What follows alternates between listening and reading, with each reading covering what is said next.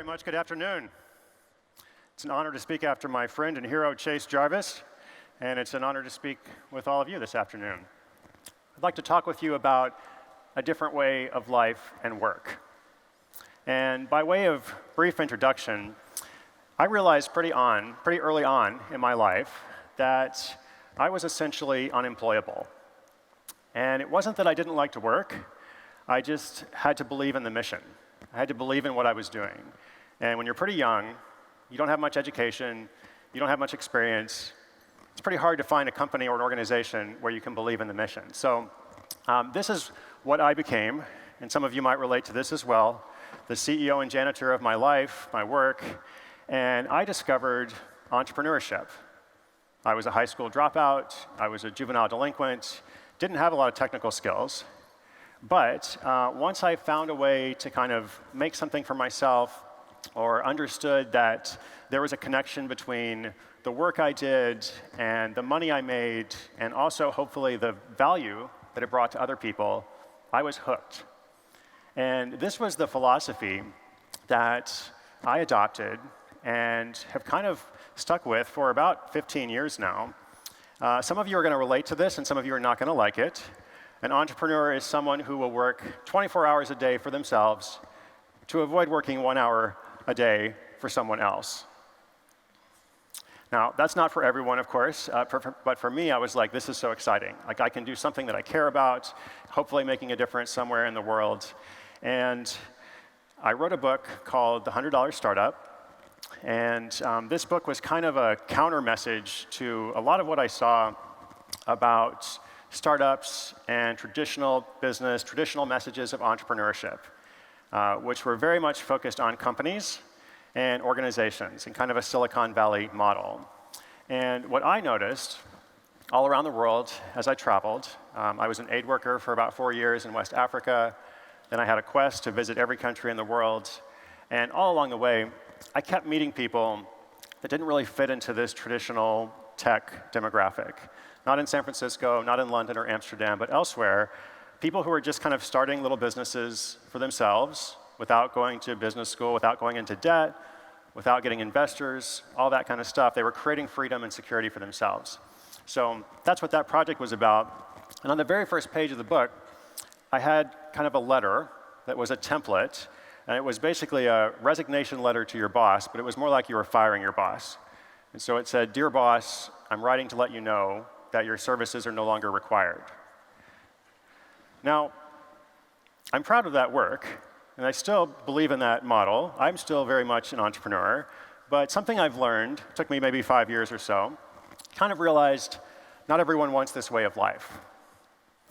And first of all, there are lots of people who find fulfillment and purpose and meaning in working for a company or an organization that has the right mission, or they like the social environment of working at that company or organization. Or maybe one day they want to quit and do something else, but they can't right now, or they just don't want to right now. And I felt over the past couple of years there's been a bit of a backlash against this quit your job, jump off a cliff, and be an entrepreneur, quote unquote, movement. And so not everyone wants that, but I do think that everyone wants more than one source of income. And everyone should have more than one source of income. And so this focus, this way of the side hustle, is my mission. It's what I'm spending my entire year on in different ways. And what I'd like to talk with you about in the next 16 minutes is, what is it? This phrase is kind of in the culture, and I want to define a specific use of it. What's new or different about it? Like, how has it changed? Why is this relevant now? And I'm going to give you 3 suggestions, because I know we're a very diverse group, people from different backgrounds. My hope is that everyone here can go away with at least one practical thing that makes their life better. So I'll give you 3 suggestions, and you can pick which one works for you. So side hustle, what is it? When I use this phrase, it's kind of everywhere now, but when I use this phrase, I am specifically focusing on an income-generating project. So it is about economic empowerment. It's something that you start without quitting your day job. It's not just a passion or a hobby or service work or charity. All that stuff is great. I don't think everything we do in our lives should be for money. But when I think about this mission and what I'm trying to accomplish, it is about economic empowerment, essentially. And it's about helping people to create assets for themselves. It's about helping people to have ownership over something, to be able to look and say, you know, I made that, and I applied my creative skills. Maybe I don't have a very creative job, but I went and did something creative with my limited free time. And because of that, I not only have extra money, which is great, but as a result of that, of doing something different, of kind of playing entrepreneurially, even if I don't want to be an entrepreneur, I now have more confidence. I have learned some new skills, or I've learned to adapt skills. I have security that I've created for myself. I have a backup plan, perhaps, if something doesn't work out. And hopefully I'm also doing something that I care about, that is fun, that I do find meaningful and motivating. So when I think about creating assets, here's what I don't think about. I'm not talking at all about the gig economy. I'm not talking at all about driving for Uber or Lyft. There's a whole campaign now in the US, at least, from Uber that's all about how driving for Uber is a side hustle. I think doing something like that is a good part-time job. And there's nothing wrong with having a part-time job. Like, we've all done that. It's good that you can create your own hours. But ultimately, in this kind of economy, you're still dependent on someone else's platform. And they make the rules, and they determine your income potential. And if they don't like you at some point, then you're gone, right? So I'm talking about creating assets, helping ordinary people without quitting their job to create assets. Now, I like something that Chase said before about how this has to be accessible to everyone. So I just kind of want to back up a little bit. I used to live in Sierra Leone, West Africa. I was in the region for about four years. And in Sierra Leone, and in lots of other parts of the world, pretty much everyone is side hustling, because there is no formal economy, or the formal economy is very small. And in fact, something like 80% of people are actually operating full-time in an informal economy. So people have been buying and selling and hustling and doing different things, obviously since the beginning of commerce, at least, if not before. And as I said, if you go into the village in Africa or lots of other places, it's very common. But what's different is if you live in the village in Sierra Leone or lots of other places, you can pretty much only transact with people in that village or maybe close by. And maybe this is changing slowly, but all of us, obviously, in our privilege, we have the opportunity to transact with people everywhere. So what has changed? 3 things. First of all, that globalization that I mentioned, which all of us are very familiar with. Secondly, e-commerce, and not just e-commerce itself, because that's been around for 20, 25, maybe 30 years in different forms, but the widespread adoption of e-commerce, not just among all of us, of course, but all kinds of people everywhere. My grandmother passed away about 2 years ago. She was 91 years old, but before she died, she had a PayPal account, and she watched Netflix and all kinds of other things. I remember seeing this like 4 or 5 years ago, and I was thinking, wow, like what a world that we live in. I never could have imagined that. And maybe you have examples and stories like that too. And then lastly, kind of the mainstream recognition of this alternative way of life. People were doing it 20 years ago. I was doing it. Maybe some of you were. You know people. But I didn't know a lot of other people at the time who were doing it. I wasn't connected with them. And I felt a little bit isolated myself. My parents, I don't think they even really understood what I did. I think they just hoped it wasn't something bad. They're like, Chris is doing something on the internet. We hope it's not drugs. Maybe it's online gambling, you know. But now you can go all over the world and you walk into a cafe and you see 30% of the people there, maybe half the people there with their laptops open, working as a freelancer, doing some kind of consulting thing, maybe buying and selling, and they also have a job, or they don't. But it's just very, very, very common. So all that is great, but there's something that's missing. And this is kind of the mission that I'm adopting this year. What's missing is a step-by-step proven process. And so a lot of people who don't come from entrepreneurial backgrounds tend to struggle when they try to start something. And they hear all these great stories, and they think, oh, that should be me. But then they stumble along the way. And I think the reason they stumble, at least one reason, is our fault. And when I say our fault, it's a collective R. It's not your fault personally, but I'm certainly part of it. And I think it's because a lot of what we have been told about entrepreneurial education, about starting a business, about creating an income-generating project, is based on a model that doesn't necessarily apply to all of these people. So I'll show you a comparison here. A lot of the things that you hear when you think about startups, or when you hear kind of a pitch fest happening, you hear about sustainability and long-term goals and validation, how to validate your idea. Well, a side hustle is very much about starting quickly. It's very much about short-term or immediate goals, intermediate goals as well. And often there's no way to validate the idea, and I'll explain what this means. There's no way to validate the idea before you try it. So some of the questions that you typically hear, if you're hearing about different business projects, well, is it scalable? Is it sustainable? You've got this idea, but like if it's really good, you have to be able to build the business apart from yourself. How can you do that?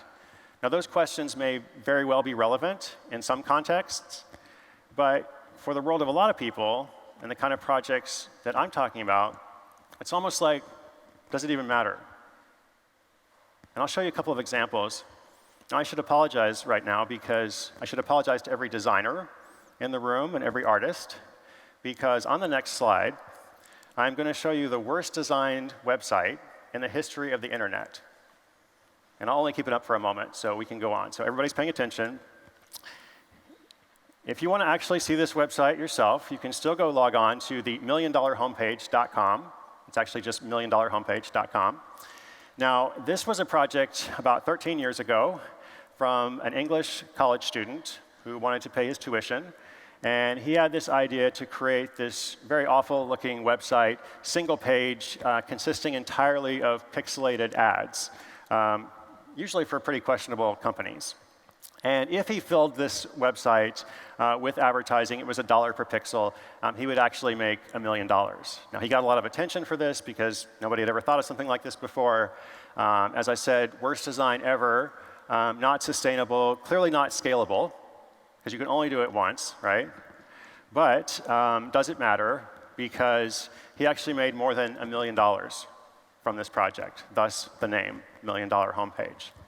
Now that that's gone, I'll tell you a couple of modern examples just from this year.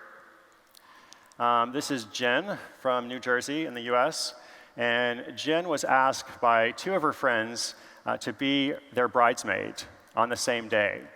And at the time she was asked, she was going to be a bridesmaid in another wedding, a different time. A friend of hers a different friend said, you know, you're almost like a professional bridesmaid, basically. And she thought about that. She said, that's interesting. That night, she wrote a Craigslist ad, basically saying, I will be your bridesmaid for hire. If you don't want to deal with your mother-in-law, or if you need help with logistics or whatever, like you can hire me. It was partly meant as a joke, wasn't really a business proposal, but she got some media attention for it. And the next day, she had 200 inquiries, all from people who wanted to hire her or learn to do what she was doing, even though she wasn't really doing it at that point.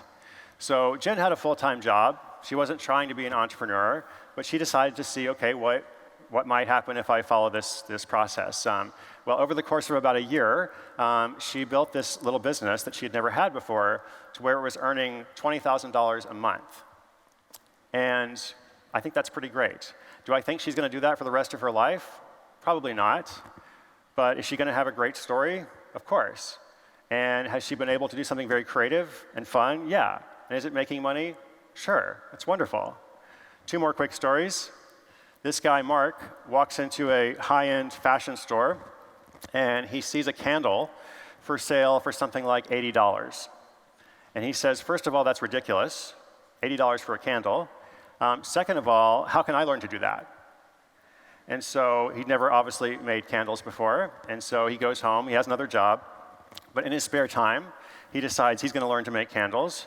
And so instead of going to the candle making academy, if there is such a thing, he followed the long-trodden path of our ancestors and logged onto YouTube and watched a number of videos about how to make candles.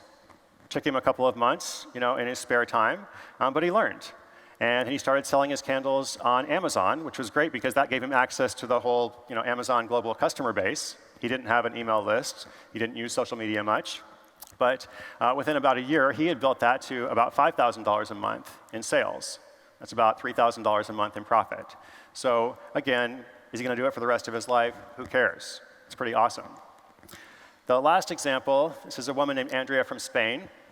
And Andrea is a nutritionist who also loves animals.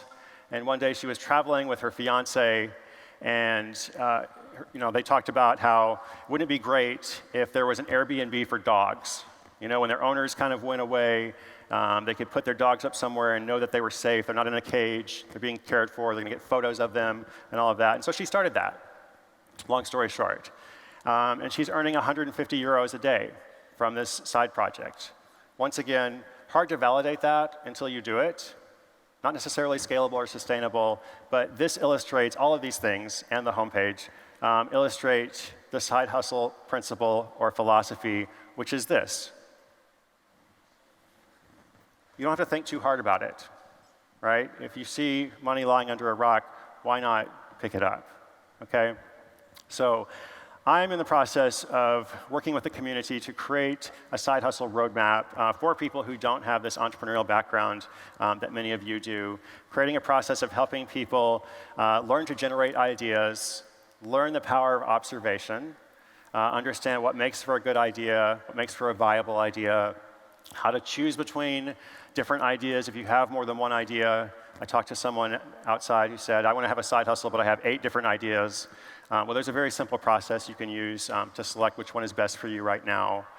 Then how to get that project off the ground, probably before you're ready. And then what to do afterwards, like how do you regroup? And all of this process is for free. I teach it online every day. I'm going on a 100-city tour later this year. Everything is non-commercial and available for everyone. And one of the principles of all of this is that ideas are everywhere, but at the same time, some ideas are better than others. And so I said I would leave you with 3 suggestions. Here's my first suggestion. If you're looking for a way to evaluate your life, your work, there's lots of different systems and processes and ideas. Here's a very, very simple one. And all of us can do this today. At the end of the day, you come to the end of the day, you ask yourself a simple question: did today matter? And I believe that every one of us here, if we ask ourselves that question, we'll know the answer. Like, we'll be able to look back ourselves and say, it wasn't so much about a good day or a bad day. It was, did I make progress on the things that I believe in? Did I do something meaningful? Did I get closer to that thing I was working toward? Maybe I even struggled a little bit, but I actually got closer. So yes, today mattered. Or look back and say, actually, I just kind of got stuck somewhere. I did a lot of things. I had some meetings. I don't really know what happened with today. Probably didn't matter that much in the long term. So I don't think the goal is to always have days that matter. I think all of us are going to have bad days, but I think the goal is a streak of days that matter. And the goal is being able to build and say, yes, today mattered. And it mattered because I have identified what's important to me. And I know what brings me energy. I know what drains my energy. I'm trying to do more of the things that I believe in so that I can say, yes, today mattered. Second suggestion, if you are a boss, if you have a company or if you have people who work for you, I think you should not be threatened by employees who want to start something else on the side. I think you should actually encourage that. I think it's to your benefit that you want people coming to work because they want to be there, not because they have to. It makes for a tremendous difference. I think your employees will be more motivated if they have that freedom, if they're able to create additional security for themselves while still contributing to your mission. And then my last suggestion, if you are interested in adopting this kind of side hustle way of life for yourself, I had a conversation yesterday afternoon with about 10 people in the after-hours session, and I think probably about 7 people, said, yes, this is what I want to do myself, even if I have a company or if I'm doing something else. My suggestion is, don't just think about the things that you like to do. Don't think about what you're passionate about. That's the number one question people always start with. I think you should make a list, not one list, but you should make a lot of lists. And so you should make a list not just of the things that you do. You can start with that. You can look at your hobbies, but you should also make a list of your skills. Maybe you should follow your skills, not follow your passion. You should also think about the kind of art and music you like, kind of sports you like to play or like to watch, or if you do or not, what you like to read. When you go online, you've got some free time, what kind of websites do you gravitate toward? If you could go anywhere in the world, where would it be? What would you do there? What would that look like? And if somebody came along and said, today you have no responsibilities, you have nothing to do today, you're cleared from your responsibilities, you don't have obligations at home with your family, and let's say you're also kind of well rested, so you don't just need to relax, what do you do with that day? These kind of questions tend to be much more helpful in coming to whatever that side hustle might be. And also ask yourself what bothers you, not just what excites you, but what bothers you about the world. And the goal of all of that is to come to this point of convergence between something that you do care about and something that other people find valuable. So I have a daily podcast, 7 days a week, where I tell a story of someone who starts a side hustle without quitting their day job. And at the end of every conversation, which is short, 10 minutes long, I say that inspiration is good, but inspiration combined with action is so much better. And I want people to go away not feeling inspired or motivated when they listen to the show or when they come to any event like this, but not just motivated, ready to go and do something about it. As I said, the project is non-commercial.